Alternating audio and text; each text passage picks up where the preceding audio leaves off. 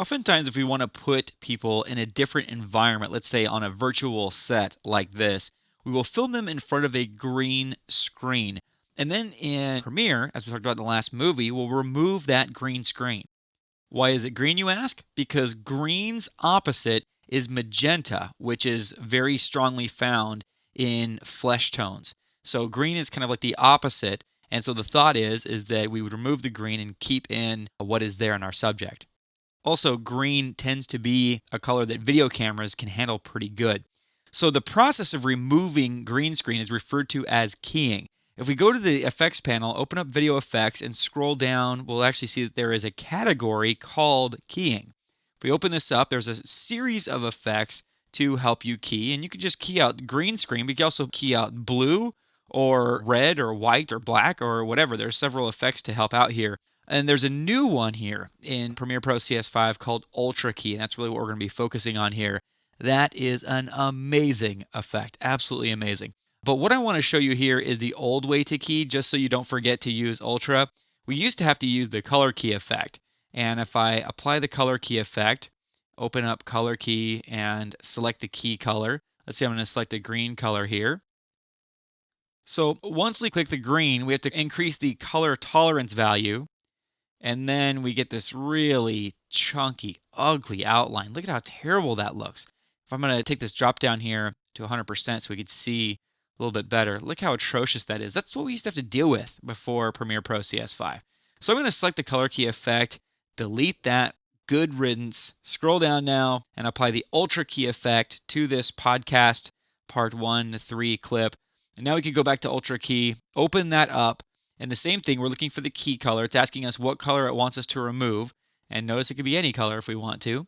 So I'm going to click the eyedropper again. And what we want to do is select an average color. Now this is a pretty perfect green screen. I got to be honest with you. Usually if you're working freelance on a job, usually whoever's doing the green screening doesn't really know what they're doing as much. And you don't get a green screen that's this professional.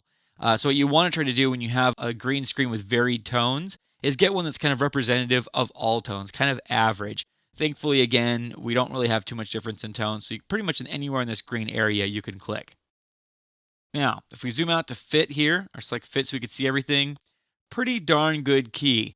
Looks like the background's been instantly dissolved, and our guy here looks like he belongs on this background now. Pretty impressive. However, almost never do you ever want to just accept the default settings of the key. No matter how good it looks initially, there are always problems beneath the surface. So what we want to do is open up our effects here, and under Output, next to Ultra Key or underneath Ultra Key, change Output from Composite, which is kind of like the final view, to Alpha Channel. Now, Alpha Channel view is just a working view, a temporary working view for your own benefit, so you could see what the keyer is really doing. And white are the pixels that are going to be completely opaque, which is our subject, which is good.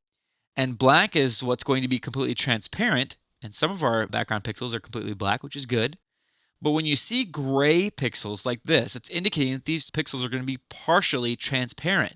And actually, if we take this view back to composite, you'll see little flecks of the original background here.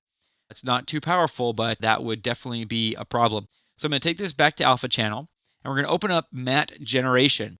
And these settings in Matte Generation will allow us to clean this stuff up. Namely, we're going to go down to shadow. Transparency refers to the transparency of the subject. Be aware that this is not opacity. Opacity and transparency are exactly the opposite. So 100% opacity would mean that something's completely there, but 100% transparency, if we took this up to 100%, would mean it would be completely gone. So I'm going to click in this, leave this at the default 50 for now, and again go down to shadow. And with the shadow value, we can adjust the blackness of the background.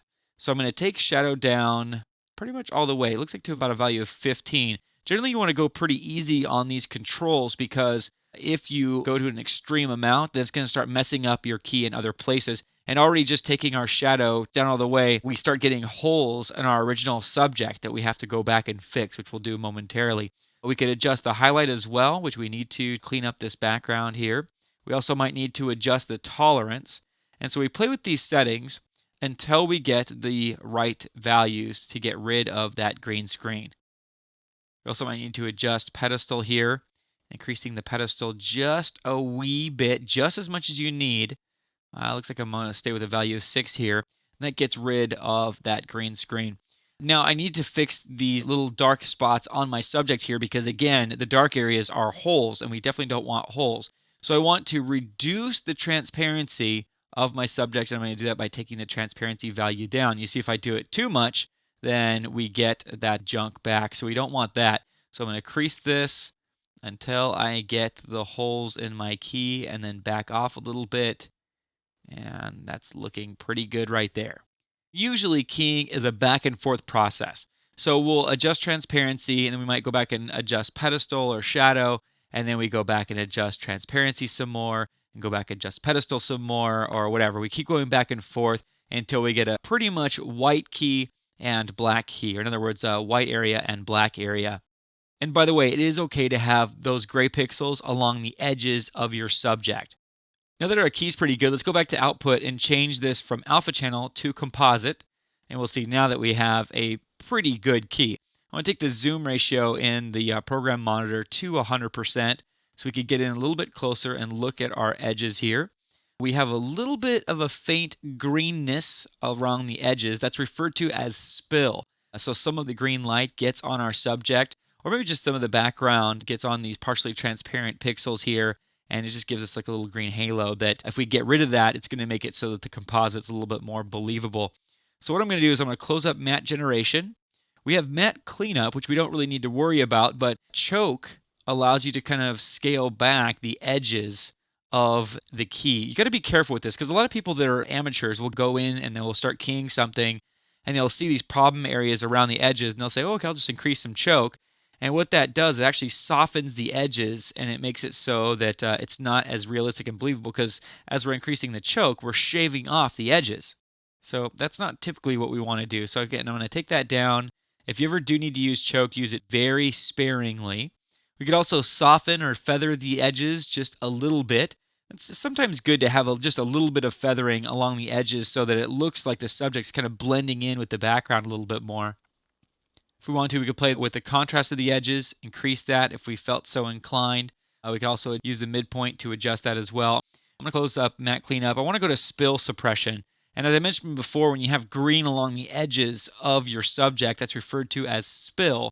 And spill suppression is the process by which we get rid of that green. So we might take down, desaturate just a little bit. Actually, that looks like what we need to do there.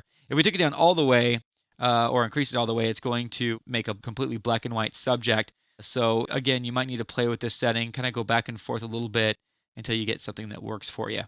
So all in all, if we close up Ultra Key here, you can see that we have a pretty decent key. One of the processes that I did before I started the movie is I added this 4-point garbage mat. Oftentimes you'll have extra junk in the shot, maybe again like a boom mic or a camera or whatever, and you'd want to use a garbage mat effect to clean that up so that your mask goes only around the subject as close as possible.